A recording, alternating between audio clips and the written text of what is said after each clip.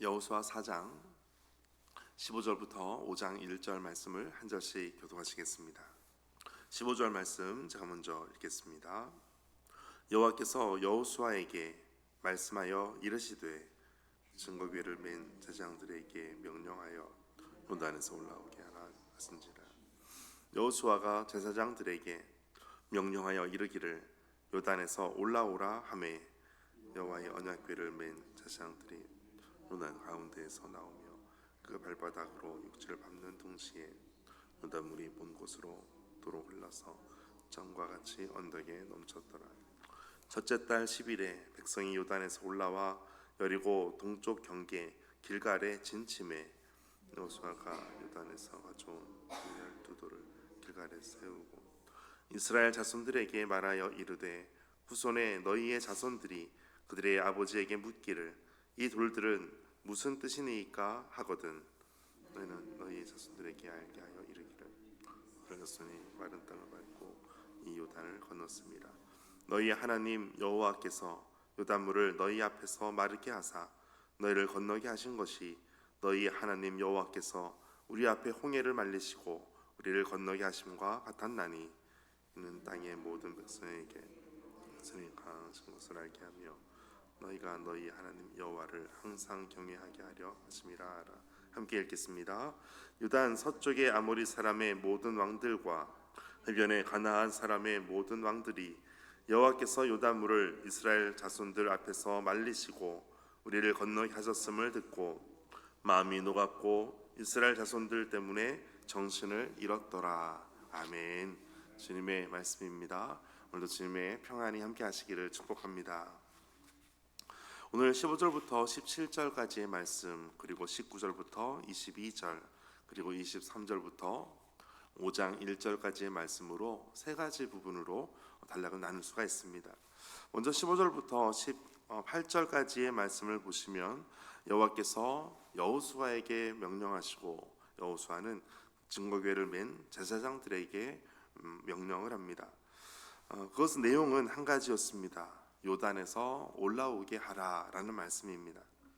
그래서 16절 마지막에 요단에서 올라오게 하라 하신지라, 17절에 요단에서 올라오라 하매, 하나님께서 여호수아에게 말씀하신 것은 여호수아는 그대로 백성들에게 전달합니다. 하나님의 말씀을 그대로 전달하는 사명이 바로 중간에 있는 여호수아의 사명이었습니다. 하나님의 사람은 특징이 이것입니다. 하나님께서 말씀하신 것을 그대로 전하고 그대로 살아가는 것입니다. 이제 여호와께서 명령하신 그 모든 말씀이 여호수아를 통해서 또 증거궤를 맨 제사장들에게 그대로 전달되었을 때 18절에 이와 같은 일들이 그대로 진행이 됩니다. 18절 다시 한번 같이 읽겠습니다. 시작.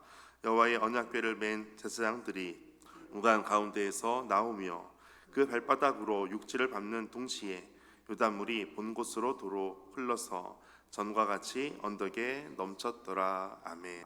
하나님께서 말씀하신 것 그대로 순종하며 올라옵니다. 처음에 발을 내디딜 때에도 그곳에 발을 내디뎠을 때 물이 다 마르고 마른 땅을 건너갈 수 있게 해주셨습니다. 이제 요단에서 올라왔을 때에는 육지를 밟는 동시에 요단물은 다시 전과 같이 언덕에 넘치게 됩니다. 이와 같은 초자연적인 모습들, 하나님은 물을 마르게도 하시고 물을 흐르게도 하시는 분이십니다. 그런데 이와 같은 모든 기적의 모습은, 기적의 시작은 바로 순종에서부터 나타난 것입니다. 하나님은 이와 같은 일들을 하시는 분이시고 우리가 할 것은 하나님의 말씀에 순종하는 것입니다. 하나님께서 왜 이와 같이 하셨는가? 왜 물을 마르게도 하시고 물을 흐르게도 하셨는가? 그것은 하나님의 백성으로 하여금 믿음과 또 하나님의 구원을 경험하게 하기 위해서입니다. 오늘도 주께서 주시는 귀한 은혜와 기적들이 가득 넘치게 되시기를 축복합니다. 이제 19절부터 22절 말씀을 보시면 19절에 첫째 달 10일에 백성이 요단에서 올라옵니다. 그리고 여리고 동쪽 경계인 길갈에 진을 치게 됩니다. 첫째 달 10일이라고 하는 것은 이제 나흘 뒤면 6월절이 시작이 되는 날입니다. 6월절에 시작되기 나흘 전에 백성들이 그곳으로 올라오게 됩니다. 그리고 여호수아는 요단에서 가져온 그 12돌을 취합니다. 그리고 길갈에 세우고 21절 이스라엘 자손들에게 말합니다.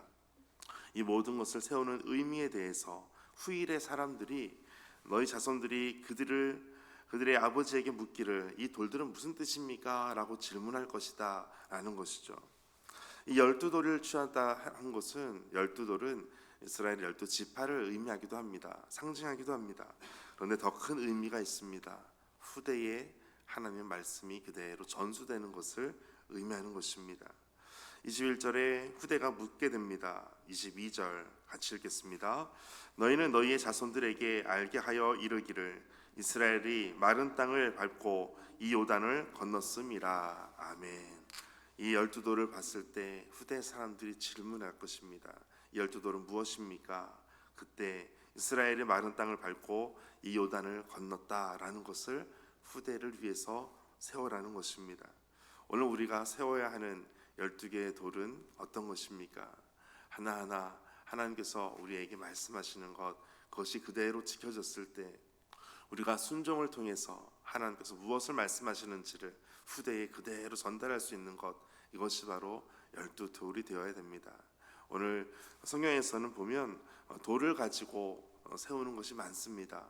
다윗도 돌을 가지고 골리앗을 이기기도 하고, 또 에베네셀을 통해서 하나님께서 도움의 돌을 주시고 여기까지 우리를 지켜주셨다라는 것을 말씀하시고, 오늘도 12개의 돌을 취합니다. 우리가 결혼할 때에도 돌을 가지고 주면서 예물을 취합니다. 그 돌이 우리는 다이아몬드 또 다른 보석 그렇게 말하기도 하지만 사실은 돌입니다. 이 돌을 가지고 하는 이유가 하나님께서 영원토록 변하지 않는 속성을 가지고 말씀하시는 것입니다. 오늘 우리가 세워야 되는 12개의 돌을 오늘도 세워서 다음 세대에 하나님을 더욱더 전수하고 또 전달하는 그런 일들이 되시기를 축복합니다.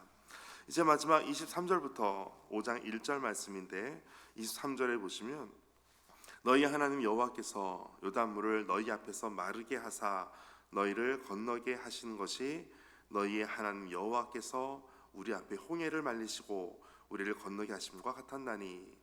여기에서 모든 주체는 여호와 하나님 여호와께서 하셨다, 하나님 여호와께서 이와 같이 하셨다라고 말씀합니다. 여호수아는 홍해를 건넜던 사람입니다. 그런데 광야 시대의 후손들은 홍해를 건넌 적이 없습니다. 그래서 오늘 이 이스라엘 백성들이 광야 시대에서 이제 요단 물을 건넌 그것은 설명하는 것이 이것입니다. 너희 하나님 여호와께서 우리 앞에 홍해를 말리시고 우리가 건너게 하심과 같았다. 이스라엘 백성들은 40년 동안 이것을 다 들었습니다. 우리 백성들이, 우리 아버지 할아버지가 홍해를 건넜다. 그 홍해를 건넌 그 사건이 물이 다 말라서 마른 땅을 건너게 되었다. 이것을 듣고만 있었습니다. 그런데 실제 그 사건을 경험하게 되는 그 시작이 바로 오늘 말씀입니다. 듣기만 했던 그 홍해 사건을, 요단강 강물이 갈라지는 것을 보고 그 물을 이제는 다 마르게 하셔서 마른 땅을 건너게 하신 것, 이것이 광야 시대가 다시 경험했던 이 기적이었습니다. 그래서 광야 백성들은 이것을 듣기만 했지만 이제는 실제 다 경험하면서 요단을 건너는 것을 실제로 경험하게 됩니다. 하나님의 말씀에 대해서 듣기만 하는 것이 아니라 이제는 우리 몸으로 실제로 체험하는 일들, 그와 같은 경험이 되시기를 축복합니다. 이와 같은 놀라운 일들은 이제 두 가지의 모습으로 반응이 나타납니다. 첫째는 이 모든 것을 경험한 이스라엘 백성들의 반응입니다. 그것이 24절입니다. 24절 함께 읽겠습니다. 이는 땅의 모든 백성에게 여호와의 손이 강하게 하신 것을 알게 하며 너희가 너희 하나님 여호와를 항상 경외하게 하려 하심이라 하라. 아멘. 이 모든 것을 경험한 땅의 모든 백성에게 여호와의 손이 강하게 하신 것을 알게 하셨다. 그리고 여호와 하나님을 항상 경외하게 하였다라는 것입니다. 하나님의 백성이 이것을 알고 하나님을 경외하게 됩니다. 공경하고 두려워하는 마음을 가지게 됩니다. 또 하나의 반응은 이스라엘 백성이 아닌 다른 또 온 땅의 백성입니다. 여호수아 5장 1절 함께 읽겠습니다. 요단 서쪽의 아모리 사람의 모든 왕들과 해변의 가나안 사람의 모든 왕들이 여호와께서 요단물을 이스라엘 자손들 앞에서 말리시고 우리를 건너게 하셨음을 듣고 마음이 녹았고 이스라엘 자손들 때문에 정신을 잃었더라. 아멘. 이스라엘 백성과 다르게 다른 이방 민족, 이방인들은 하나님을 알게 되었습니다. 그런데 하나님을 알고 경외하기보다 경계를 일으킵니다.